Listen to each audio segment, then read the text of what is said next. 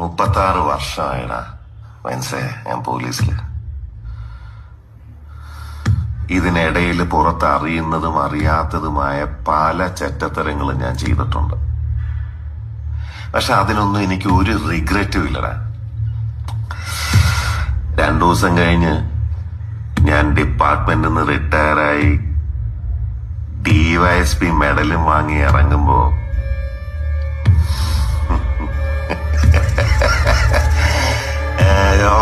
പഴയ George sir തന്നെയാണ്.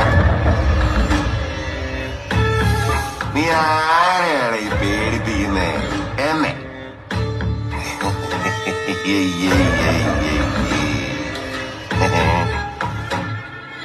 നിന്നെ കാണാൻ ജോർജ് സാർ ഇവിടെ വന്നിട്ടുണ്ട്.